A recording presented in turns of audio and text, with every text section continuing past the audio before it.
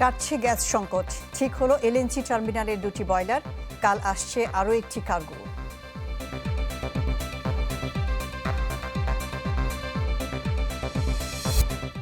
ভালো মন্দের সরকারের ১৮০ দিন, প্রতিশ্রুতি বাস্তবায়নে অগ্রাধিকার থাকলেও কমেনি জনভোগান্তি।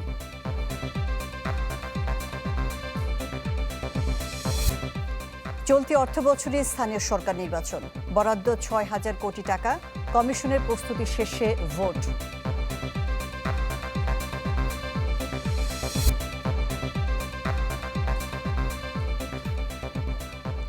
আমন্ত্রণ চ্যানেল 24 বিকাল ৪টার খবরে শুনছিলেন AKS সংবাদ শিরোনামগুলো। আপনাদের সাথে থাকছি আমি শাহনাজ শারিয়ার। অবশেষে ঠিক হলো আগুনে ক্ষতিগ্রস্ত ভাসমান এলএনজি টার্মিনালের দুটি বয়লার। দু একদিনের মধ্যেই পুরোদমে গ্যাস সরবরাহের কথা নিশ্চিত করেছে জ্বালানি মন্ত্রণালয় ও RPGCL। মঙ্গলবার নতুন আরেকটি কার্গো আসছে এলএনজি নিয়ে। আর সংকট কাটাতে শুধু ভাসমানই নয়, ভূমিতে টার্মিনাল করার পরিকল্পনার কথা জানিয়েছেন স্বরাষ্ট্রমন্ত্রী। আমদানি করা এলএনজি খালাসে দুটি টার্মিনাল পরিচালনা করে এক্সিলারেট। এর মধ্যে গত ২১ জুলাই আগুনে ক্ষতিগ্রস্ত হয় একটি। সেই থেকে গ্যাসের অভাবে প্রায় ১ মাস ধরে নাভিশ্বাস জনজীবনে। ব্যবসা থেকে উৎপাদন সবখানে পড়ে ভাটার টান। মাসের শুরুতে একটি বয়লার ঠিক হলেও আরেকটি অচুলি ছিল। পেট্রোবাংলা জানায় সোমবার সকাল থেকেই পাইপলাইনে গ্যাসের যোগান বেড়েছে দুটি টার্মিনাল থেকেই। দুপুর 12টার সময় যেটা আসছে সেখানে দেখা যাচ্ছে এখানে 536 MMCFD সরবরাহ হয়েছে। দুটো সচল আছে, দুটাতেই সচল আছে এই পর্যন্ত আমি জানি, কেননা তো 536টা একটা থেকে দেওয়া সম্ভব না। RPGCL জানায় ক্ষতিগ্রস্ত টার্মিনালটি এখন পুরোপুরি ঠিক। সামিটের টার্মিনালে খালাস হয়েছে একটি নতুন কার্গো। এক্সিলারেটের দ্বিতীয় বয়লার এখন যোগান দেয়া শুরু না করলেও আগের চেয়ে বেড়েছে সরবরাহ। আমাদের যে নমিনেশন দেওয়া আছে 600 থেকে 650, সামিট দেবে 500 থেকে 550 আর এক্সিলারেট 100। বয়লার দুইটাই চলতেছে। টার্মিনাল এখন ওকে, আপনার এলএনজি নাই, এজন্য যেটা ক্ষতিগ্রস্ত ছিল, যে সেকেন্ড বয়লারটা বলছিল যে সময় লাগবে সারতে, ওটার কি অবস্থা? হ্যাঁ, ওটা চালু হয়ে গেছে, ওটা ঠিক আছে, এখন একটু সমস্যা নেই। জ্বালানি মন্ত্রণালয় বলছে 18 আগস্ট আসছে আরেকটি কার্গো। সেই সাথে এক্সিলারেটের দ্বিতীয় বয়লারও কাল বা পরশু থেকে কাজ শুরু করবে। জাস্ট এখন ফুল সুইং হইতে 2 দিন লাগতে পারে। কার্গো তো পাইপলাইনে যা করার সবই আছে। এখন আসলে তো সবকিছুতে একটা অনিশ্চয়তা আছে। 18 তারিখ বোধহয় আছে। আর সচিবালয় স্বরাষ্ট্রমন্ত্রী জানান, গ্যাসের দুর্বিষহ অভিজ্ঞতা ভবিষ্যতে এড়াতে ভাসমান টার্মিনালের সাথে ভূমিতেও অর্থাৎ ল্যান্ড বেস টার্মিনালের নির্মাণ দ্রুত করতে চায় সরকার। আমরা মাতারবাড়ি গভীর সমুদ্র বন্দর মাননীয় প্রধানমন্ত্রীর নেতৃত্বে ভিজিট করতে গিয়েছিলাম। সেখানে আমরা ল্যান্ড বেস এলএনজি টার্মিনাল করার বিষয়ে আমরা সিদ্ধান্ত নিয়েছি, মাননীয় প্রধানমন্ত্রী সিদ্ধান্ত দিয়েছেন। এরই মধ্যে একটি নতুন FSRU বাড়াতে চীনা কোম্পানির সাথে চুক্তিও হয়েছে। শামিমা সুলতানা, চ্যানেল 24, ঢাকা। গত 6 মাসে আইনশৃঙ্খলা পরিস্থিতির যথেষ্ট উন্নতি হয়েছে, তবে জনপ্রত্যাশা অনুযায়ী উন্নতি হতে আরও সময় লাগবে। সচিবালয়ে এই কথা বলেছেন স্বরাষ্ট্রমন্ত্রী সালাউদ্দিন আহমদ। বাংলাদেশে আল কায়েদার তৎপরতা নিয়ে উদ্বেগ প্রকাশ করে জাতিসংঘ নিরাপত্তা পরিষদের প্রতিবেদন আমলে নেওয়া হচ্ছে না বলেও জানিয়েছেন তিনি। আমরা তো সবসময় বলবো আমরা আইনশৃঙ্খলা পরিস্থিতি উন্নত করতে পেরেছি, তবে জনপ্রত্যাশা অনুযায়ী উন্নীতকরণের জন্য আরো সময় লাগবে। আমরা এগুলো আমলে নিচ্ছি না, রিপোর্টও এখনো পড়িনি।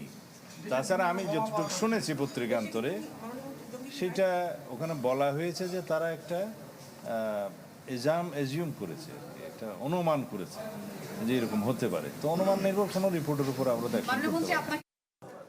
তিস্তা নিয়ে ভারতের সাথে বন্ধুত্ব নষ্ট করতে চায় না সরকার। তিস্তা নদীর টেকসই ব্যবস্থাপনা নিয়ে বুয়েটে এক আলোচনার সভায় এই মন্তব্য করে পানি সম্পদ মন্ত্রী শহীদুদ্দিন চৌধুরী নিয়ে একথা বলেছেন। বলেন, সরকার কেবল বাংলাদেশের স্বার্থ দেখবে। তিস্তা প্রকল্প বাস্তবায়নে শত চ্যালেঞ্জ থাকলেও প্রতিশ্রুতি বাস্তবায়ন করবে বিএনপি। তিস্তা চুক্তিটা খুব বেশি দরকার। পার্শ্ববর্তী দেশ, বন্ধু দেশ, তাদেরকেও চিন্তা করতে হবে যে তাদের যেমন স্বার্থ রয়েছে আমাদেরও স্বার্থ আছে। বন্ধু দেশেই তো বন্ধু দেশের স্বার্থ রক্ষা করবে। আমাদের স্বার্থের প্রতি তারা নজর দিবেন। আমাদের সঙ্গে তাদের বন্ধুত্বের সম্পর্কের অবনতি হোক, এটা কখনো আমরা চাই না। টানা বৃষ্টিতে ডুবেছে চট্টগ্রাম নগরীর বিভিন্ন এলাকা। এতে দুর্ভোগে পড়েছেন শিক্ষার্থী ও সাধারণ মানুষ।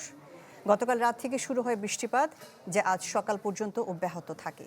এর ফলে নগরীর বাহাত্তারপুল, বাকলিয়া, চকবাজার, আগ্রাবাদ, রিয়াজউদ্দিন বাজার, কাপাসগোলা এবং কাতালগঞ্জ সহ বিভিন্ন এলাকায় সৃষ্টি হয় জলজটের। কোথাও হাঁটু পানি, কোথাও কোমর সমান পানি জমে যায়। এতে চরম ভোগান্তিতে পড়েন বিভিন্ন গন্তব্যে বের হওয়া মানুষজন। জলাবদ্ধতার কারণে সড়কে যান চলাচল ব্যাহত হয়। কোথাও কোথাও বন্ধ হয়ে গেছে শিক্ষা প্রতিষ্ঠানের কার্যক্রম। এতে 4টি প্রকল্পে 10,000 কোটি টাকা খরচের পরও সুফল পুরোপুরি না মেলাতে ক্ষোভ জানিয়েছেন নগরবাসী। আসার সময় অনেক সময় পানি খাদ আছে, এখন যে রাস্তার কাজ চলছে ওই রাস্তার কারণে আমরা খাদে পড়ে যাই। সমুদ্রে সকালবেলা 7টার দিকে আসার সময় আমরা যে পরিস্থিতিতে আসি, বুক পরিমাণ পানি কোনোতে হাঁটু মানে চলাফেরা এত কষ্ট জলাবদ্ধতার কারণে। এই যে আপনার নালাগুলো ছোট ছোট, এটা কর্পোরেট এরিয়া। এখানে তো আপনার নালা ড্রেনটা একটু ভালো মতো পরিষ্কার করা প্রয়োজন, বা একটু বড় করে করা দরকার। লং প্রসেসিং করে একটা পরিকল্পনা কাজটা করার প্রয়োজন। আর সে 2 দিন পর কাজ করে একটু করে 1 ফুট বাড়ায়, আবার যে লাউ সেই কদই হয়ে যায়। পানির জন্য তো অনেক কষ্ট হইতেছে, গাড়ি অর্ধেক ফাতে না নামাই দিচ্ছে। এখন যা কষ্ট করি কাজগুলো সারা এখন হাঁটি যাইতে হইতেছে। হাজার হাজার কোটি টাকা বাজেট করতেছে, কিন্তু পরিকল্পনা কি করতেছে না করতেছে, প্রত্যেকবারেই পরিকল্পনা করে হাজার কোটি টাকা জনগণের টাকা লুটপাট করে নিয়ে যাচ্ছে। চলতি অর্থ বছরই হবে স্থানীয় সরকার নির্বাচন। এজন্য বাজেটে বরাদ্দ রয়েছে 6,000 কোটি টাকা। সচিবালয়ের ব্রিফিংয়ে একথা জানিয়েছেন স্থানীয় সরকার প্রতিমন্ত্রী মীর শাহে আলম। বলেন, নির্বাচন কমিশনের প্রস্তুতি শেষে আলোচনা করে হবে ভোটের সিদ্ধান্ত। নির্বাচিত জনপ্রতিনিধিরা যখন এই অর্থ বছরের নির্বাচনের মাধ্যমে তারা চলে আসবে, তখন স্থানীয় সরকার প্রতিষ্ঠানগুলোর কাজের গতি আরো বাড়বে, মানুষের সেবার মান আরো বাড়বে। নির্বাচন কমিশনের প্রস্তুতি সম্পন্ন হলে নির্বাচন কমিশন, স্থানীয় সরকার বিভাগ এবং অর্থ বিভাগ আমরা বসে সময়টি নির্ধারণ করব। ই রিকশার ব্যাপারে আইন পাস হয়েছে, আমরা বিধিমালা তৈরির জন্য একটা মিটিং করেছি, আমরা বিধিমালা করছি। ভগ্নস্তূপের উপর দাঁড়িয়ে বিএনপি সরকার দায়িত্ব নিয়েছে, এখন প্রতিশ্রুতি বাস্তবায়নে কাজ করছে। রাজধানীতে এক মতবিনিময় সভায় এই মন্তব্য করেছেন প্রধানমন্ত্রীর রাজনৈতিক উপদেষ্টা রুহুল কবির রিজভী। এ সময় সরকারের দায়িত্বশীল মন্ত্রী উপদেষ্টারা বলেন, গত 6 মাসে তাদের কাজের মূল্যায়ন করবে দেশের জনগণ। প্রধানমন্ত্রী জনাব তারেক রহমানকে অনুগ্রহপূর্বক ভঙ্গুর আর্থিক খাত, উচ্চ মূল্যস্ফীতি, কর্মসংস্থানের বিশাল চাপ আর নিয়ন্ত্রণহীন আইনশৃঙ্খলা পরিস্থিতি, এমন বাস্তবতায় 12ই ফেব্রুয়ারি নির্বাচনে জয়ী হয়ে 17ই ফেব্রুয়ারি দায়িত্ব নেয় তারেক রহমানের নেতৃত্বে বিএনপি সরকার। নির্বাচনী প্রচারণায় নানা প্রতিশ্রুতির পাশাপাশি গুরুত্ব পায় 31 দফা কর্মসূচি। এসব ছাপিয়ে গত 6 মাসে নতুন সরকারকে সবচেয়ে বেশি ভুগিয়েছে জ্বালানি সংকট, যা চোখ রাঙাচ্ছে সামগ্রিক পরিস্থিতিকে অশান্ত করার, যা অনেকটাই এলোমেলো করে দেয় সরকারের প্রথম 180 দিনের পরিকল্পনাকে। 6 মাস পূর্তি উপলক্ষে প্রধানমন্ত্রীর কার্যালয়ে মতবিনিময়ে নানা উদ্যোগের কথা তুলে ধরে সরকার। 6 মাসের কার্যক্রম একেবারে সফল না বললেও মূল্যায়ন জনগণের হাতেই ছেড়ে দিতে চাইলেন দায়িত্বশীলরা। মাত্র 6 মাসে এত একটা বড় সমস্যা পীড়িত দেশে যতটুকু করা সম্ভব হয়েছে হয়তো যথেষ্ট না, কিন্তু একেবারে কমও না। তার আন্তরিকতার কোনো অভাব নেই, সামর্থ্যের ঘাটতি আছে আমাদের, প্রয়োজন অনস্বীকার্য। আন্তরিকতা থাকলে এবং নিষ্ঠা থাকলে আমার ধারণা জনগণের প্রয়োজন মেটানো আমাদের পক্ষে সম্ভব হবে। সরকারের পক্ষ থেকে দাবি করা হয়, রাষ্ট্রের সব জায়গায় বেহাল অবস্থার উপর দাঁড়িয়ে দায়িত্ব নিয়েছে বিএনপি সরকার, এখন প্রতিশ্রুতি বাস্তবায়নে গুরুত্ব দেওয়া হচ্ছে। নির্বাচনের প্রাক্কালে যে প্রতিশ্রুতিগুলো দিয়েছিলেন, যে অঙ্গীকারগুলো করেছিলেন সরকার প্রধান, জনাব তারেক রহমান সম্মানিত প্রধানমন্ত্রী সেই প্রতিশ্রুতিগুলি পূরণেই তিনি ক্ষমতা গ্রহণের প্রায় প্রথম দিন থেকে অথবা দ্বিতীয় দিন থেকে তিনি শুরু করেছেন তার কর্মযজ্ঞ। গত 6 মাসে বাক স্বাধীনতা, আইনের অনুশাসন এবং মানবাধিকারের ক্ষেত্রে আমরা সর্বোচ্চ মানদণ্ড স্থাপন দেখেছি, যেখানে একটি বারের জন্য কখনো কোনো রাজনৈতিক নিপীড়ন হয়নি। প্রথম পর্বের এই দিনগুলিকে আমাদের ব্যয় করতে হচ্ছে যত না বেশি কর্মসূচি বাস্তবায়ন করার জন্য, তার চেয়ে বেশি বাস্তবায়ন করতে হচ্ছে ধ্বংসস্তূপকে নতুন কর্মসূচি গ্রহণ করার উপযোগী হিসাবে গড়ে তোলার জন্য। আইন শৃঙ্খলা পরিস্থিতি নিয়ে আরও নিবিড়ভাবে কাজ করছে সরকার, তবে আগামীতে কোনোভাবেই মব কালচার সহ্য করা হবে না বলে দায়িত্বশীলরা জানান। এই ধরনের কোনো মব কালচার টলারেট করা হবে না। দেশ চলবে দেশের আইন অনুযায়ী এবং সেটাকেই আমরা এনফোর্স করবো ইনশাআল্লাহ। সো ওই নোট অফ ডিসেন্ট বাদ দিয়ে জুলাই সনদে আর যা যা আছে সবকিছু বিএনপি বাস্তবায়ন করবে। জ্বালানি সংকটে মানুষের ভোগান্তির কথা স্বীকার করে দ্রুত সংকট সমাধানের আশ্বাসও মেলে সরকারের পক্ষ থেকে। জনগণের কল্যাণে কাজ করার জন্য সেখানে নির্বাচনী একটি ইশতেহার ছিল, আপনারা জানেন। Ashikin Prince, channel 24, Dhaka. এবছরের মধ্যে নতুন পে স্কেল বাস্তবায়নের কথা জানিয়েছেন অর্থমন্ত্রী আমির খসরু মাহমুদ চৌধুরী। তবে এ নিয়ে আরও অধিকতর আলোচনার প্রয়োজন আছে। অন্যদিকে সচিবালয়ে স্বরাষ্ট্রমন্ত্রী সালাউদ্দিন আহমদ বলেন, জনপ্রত্যাশা অনুযায়ী আইনশৃঙ্খলা পরিস্থিতির উন্নতি করতে সময় লাগবে। পে কমিশনের অনেকগুলো দিক আছে, তো আমরা সবগুলো বিবেচনা করছি। এবছরের মধ্যে হবে, সবই হবে, কিন্তু এখানে তো অধিকতর আলোচনার বিষয় আছে, তাই না? আমরা আজকে একটা দিক নিয়ে আলোচনা করেছি, আর অন্যান্য দিক আছে। সব বিষয় আলোচনার পরে পূর্ণাঙ্গ যখন সিদ্ধান্ত হবে তো আপনাদের সামনে উপস্থাপন করব। আমরা তো সবসময় বলবো আমরা আইন শৃঙ্খলা পরিস্থিতি উন্নত করতে পেরেছি, তবে জনপ্রত্যাশা অনুযায়ী উন্নীতকরণের জন্য আরও সময় লাগবে।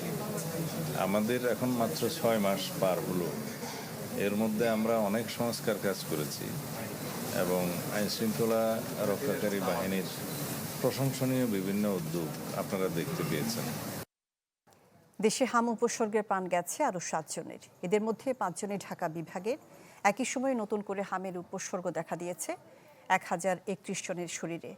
এছাড়া নিশ্চিত হামে আক্রান্ত হয়েছেন আরও 80 জন। এক বিজ্ঞপ্তিতে স্বাস্থ্য অধিদপ্তর জানিয়েছে, গত 15 মার্চের পর থেকে হাম উপসর্গ নিয়ে 816 শিশুর মৃত্যু হয়েছে। একই সময়ে নিশ্চিত হামে মারা গেছেন 99 শিশু। সব মিলে মোট মৃত্যুর সংখ্যা দাঁড়িয়েছে 915 জনে। এছাড়া এখন পর্যন্ত দেশে মোট 17,930 জনের শরীরে হাম শনাক্ত হয়েছে। এ নিয়ে হামের উপসর্গ দেখা দেয়া রোগীর সংখ্যা দাঁড়িয়েছে 1,43,778 জন।